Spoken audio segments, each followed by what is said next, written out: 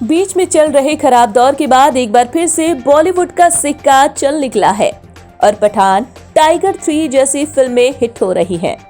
वहीं एक और फिल्म जो आने वाली है जिसका जोरों शोरों से नाम चल रहा है, ये फिल्म है फायर ऑफ लव रेड। इस फिल्म को डायरेक्ट कर रहे हैं मशहूर डायरेक्टर अशोक त्यागी, जिनके नाम पहले से ही कई लाजवाब मूवीज को डायरेक्ट करने का एक्सपीरियंस रहा है और ये भी मूवी कुछ अलग ही अंदाज में लोगों का मनोरंजन करने आ रही है।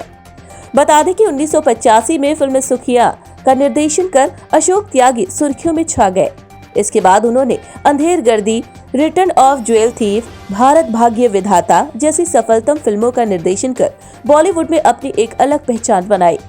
इन दिनों वे film fire of the love red को लेकर चर्चा में है। अशोक त्यागी के लेखन व निर्देशन में बनी film fire of love red में कृष्णा, अभिषेक, पायल घोष, अरुण बख्शी, भरत दाभोलकर, कमलेश सावंत जैसे कलाकार हैं। अपनी आने वाली फिल्म के प्रमोशन के लिए अशोक त्यागी ने नोएडा स्थित मारवा स्टूडियो में मीडिया से बातचीत की। तो आइए जानते हैं अशोक त्यागी ने क्या कुछ कहा फिल्म के बारे में। मैं बता दूं आपको कि 1985 में मेरी पहली फिल्म सुर्खियां रिलीज़ हुई थी और उसके बाद में लगातार अंधेर गर्दी, return of jewel thief, Bharat भाग्य विधाता, इट्स रॉकिंग, दर्द डिस्को, रियासत, वाई किल्ड गांधी, ये सारी फिल्में रिलीज़ हो चुकी हैं। इनके अलावा दो बड़ी डॉक्यू ड्रामास हैं, एक ओशो के ऊपर मेरा सपना मेरा भारत, और एक फिल्म उद्योग में एक स्ट्राइक हुई थी 1986 में, उस पर एक मैंने डॉक्यू ड्रामा बनाया था। ऐसे करके 10 फिल्में मेरी अब तक दर्शकों के सामने आ चुकी हैं और मेरी 11वीं film fire of love red ये अगले हफ्ते 24 नवंबर को दर्शकों के मनोरंजन के लिए आ रही है।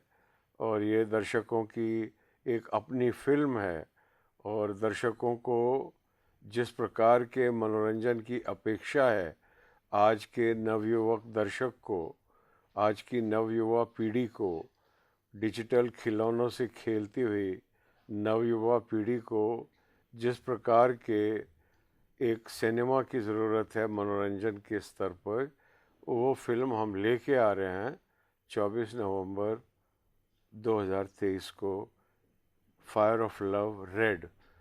तब टाइगर 3 का तीसरा हफ्ता चल रहा होगा और हमारी फिल्म रिलीज़ होने के एक हफ्ते के बाद एनिमल आ रही है रणबीर कपूर जी की, और सैम बहादुर आ रही है विक्की जी की।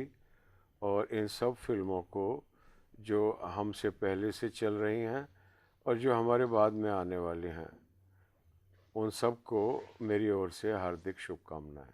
तो जैसे आपने बताया कि इतनी बड़ी बड़ी मूवीज आ रही हैं और ऑलरेडी टाइगर 3 जो है वो आपके कंपटीशन में होगी, तो किस तरीके से आपने कोई प्लानिंग की है इन सबको कंप्लीट करने की? क्या आपकी स्टोरी में उतनी जान है जो इनको पछाड़ कर आपकी मूवी को टॉप पर लेके जा पाए? सर, मेरी पिक्चर में ना मैं बहुत ही विनम्रता, जितनी विनम्रता जितनी विनम्रता का इमेजिन किया जा सकता है, जब से सृष्टि का प्रारंभ हुआ और जब तक सृष्टि का अंत होगा, उसकी जितनी क्वांटिटी है उससे भी 100 गुनी विनम्रता के साथ मैं ये ऑन कैमरा बोलना चाहता हूँ कि अगर मेरी फिल्म को एक हफ्ता ओपन मिल गया तो उसके बाद उसके सामने किसी का भी खड़ा रहना बहुत मुश्किल हो जाएगा, क्योंकि इतनी उसमें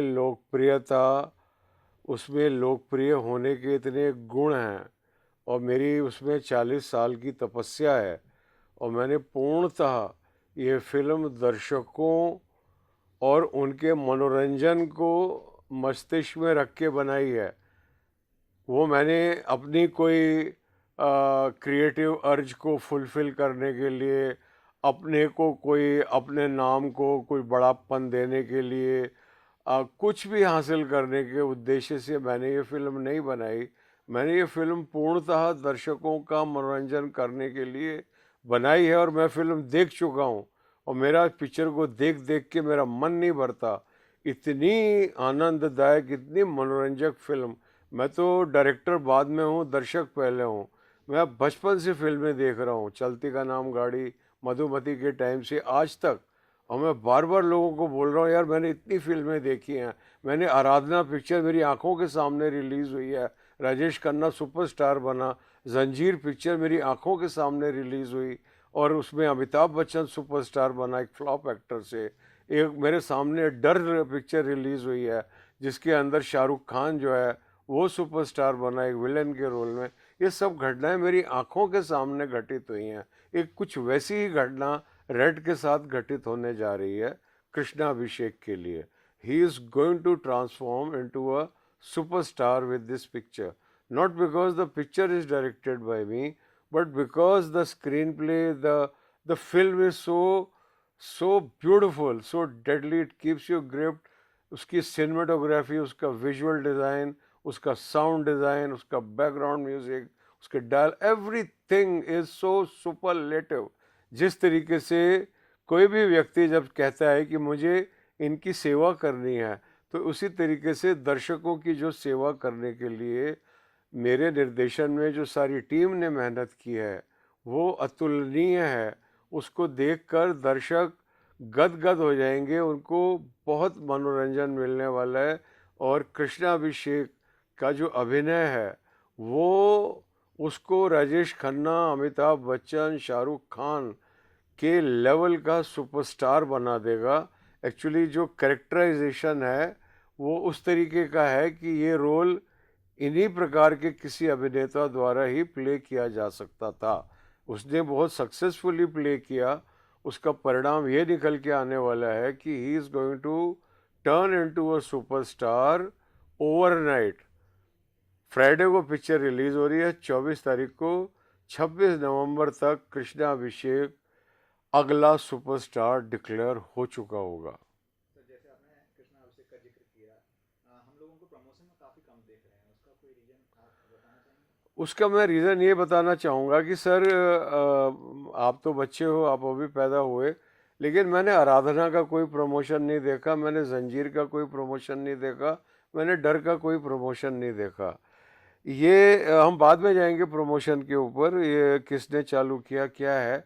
एक्चुअली मुझे ये पता नहीं क्यों मैं फिल्म इंस्टीट्यूट से निकल के आया हूँ, लेकिन उस सब बात की मुझे ऐसा अंदर से एज ए क्रिएटिव आर्टिस्ट मुझे ऐसा महसूस हुआ कि फिल्म के अंदर एक कुछ क्वालिटी होती है।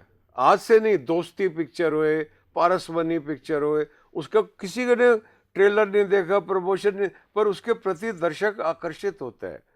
कोई फिल्म के अंदर ना कोई मिस्टीरियस क्वालिटी होती है और वो मैं सोचता हूँ कि उसको कितनी सिंसियरिटी के साथ में और दर्शकों को सबसे बड़ा जो सिनेमा का जो सबसे बड़ा लिमिटेशन है वो ये है कि उसका जो असली बॉस है वो शूटिंग पे कभी मौजूद नहीं रहता।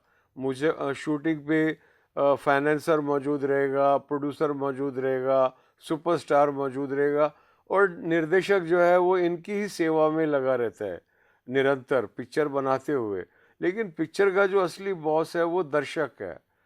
तो अगर कोई भी फिल्म इस तरह से बनाई जाएगी कि जब उसकी शूटिंग चले तो निर्देशक 24 घंटे इस बात का ध्यान रखे कि ये जो शूटिंग चल रही है ये दर्शकों के लिए चल रही है, तो दर्शकों को कैसा लगेगा। अगर वो हमेशा उनका ख्याल रखेगा तो निश्चित ही ऐसी प्रोडक्ट निकल के आएगी। और चूँकि उस प्रोडक्ट में से दर्शकों के प्रति प्रेम है वो डिजिटली एनकोड हो चुका है। वो जैसे डिजिटल एरेना में जाएगा वो ऑडियंस को ना अट्रैक्ट करना चालू करेगा, ऑडियंस को कुछ अपनापन लगेगा। जैसा कि फायर ऑफ लव रेड के साथ मैं देख रहा हूँ कि दर्शकों को कुछ अपनापन लग रहा है और वो हम कुछ करते हैं सोशल मीडिया पे और लोग अपने आप लग जाते हैं, उसको अपने ग्रुप्स में चला रहे हैं, कहाँ कोई कहाँ कहाँ कर रहा है। वहाँ किस किस का मैं धन्यवाद करूँ। सर किस किस प्लेटफॉर्म पर रिलीज की जा रही है? सर ये थिएट्रिकली आ रही है, पीवीआर, आइनॉक्स, सिनेपोलिस, ये तो इसके मल्टीप्लेक्स थिएटर्स हैं। और इसके अलावा जितने भी सिंगल प्लेक्स हैं जो अच्छे हैं, अच्छी कंडीशन में हैं।